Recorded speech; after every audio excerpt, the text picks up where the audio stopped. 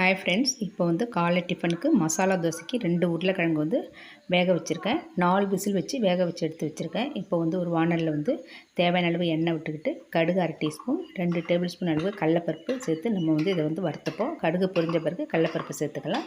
இப்போ இதில் வந்து நான் வந்து ஒரு 1/4 டீஸ்பூன் அளவுக்கு பெருங்காயத்தூள் சேர்த்துக்கிறேன். ஏன்னா உருளைக்கிழங்கு நம்ம சேர்த்துக்கிறதுனால கொஞ்சம் பெருங்காயம் சேர்த்துப்போம்.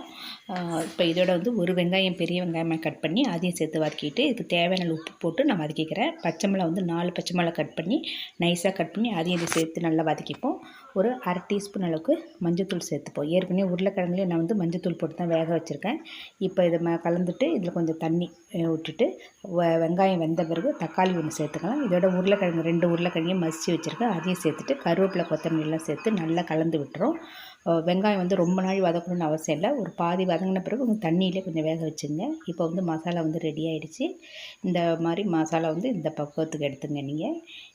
இது வந்து தோசையில் நடுப்பர் வச்சு சாப்பிட்டோம்னா நல்ல டேஸ்ட்டாக இருக்கும். இது மசாலா வந்து ரெடி ஆகிட்டு தோசைக்கு. இப்போ வந்து மாவு வந்து 1 கப்பு பச்சரிசி, 1 கப்பு புழுங்கரிசி, 2 டேபிள் ஸ்பூன் கடலைப்பருப்பு, ஒரு 1/2 ஸ்பூன் அளவுக்கு வெந்தயம் சேர்த்து அரைச்சிருக்கேன். நல்லா 10 மணி நேரம் புளிச்சிருக்கு மாவு. இதில் வந்து 1 ஸ்பூன் அளவுக்கு ஜீனி சேர்த்து நல்லா கலந்து விட்டுப்போம். இப்போ தோசைக்கல் நல்லா சூடாயிடுச்சு. சூடான பிறகு தீயை கம்மி பண்ணிவிட்டு ஒரு கரண்டி மாவு எடுத்து நல்ல உங்களால் எந்த அளவு மெல்லிசாக தோசை விட முடியுமோ அந்தளவுக்கு நீங்கள் விட்டுங்க. இப்போ தோசை நல்லா மெல்லிசாக தோசை விட்டுட்டு அதில் வந்து சுற்றி கொஞ்சம் எண்ணெய் விட்டுப்போம். நீங்கள் இந்த மாதிரி மெல்லிசாக விட்டால் தான் வந்து தோசை நல்லா வந்து கிறிஸ்பியாக இருக்கும். உருளைக்கிழங்கு வந்து வச்சு சாப்பிடும்போது நல்லா டேஸ்ட்டாக இருக்கும்.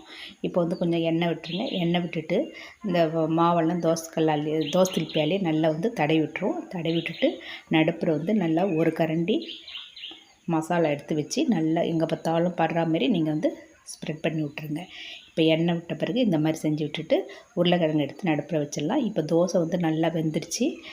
இப்போ மசாலாவை எடுத்து எங்கே பார்த்தாலும் தடவுற மாதிரி தடவி விட்டுருங்க. இதுக்கு வந்து நீங்கள் வந்து தொட்டுக்க சட்னிலாம் தேவையில்லை. இதுவே நல்ல டேஸ்ட்டாக இருக்கும். ஏன்னா காரம் இருக்குது, லைட்டான ஒரு புளிப்பு இருக்கும். உருளைக்கிழங்கு நல்லாயிருக்கும் சாப்பிட்றதுக்கு.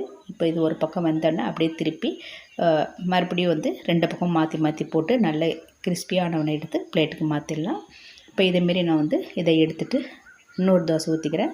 ஒரு கரண்டி மாவு விட்டு நல்லா மெல்லிசாக விட்டுட்டு எண்ணெய் விட்டு நீங்கள் மறுபடியும் என்ன பண்ணுங்கள், உருளைக்கிழங்கு மசாலாவில் வச்சு அப்படியே தோசையை வந்து மடித்து எடுத்து வச்சிடலாம்.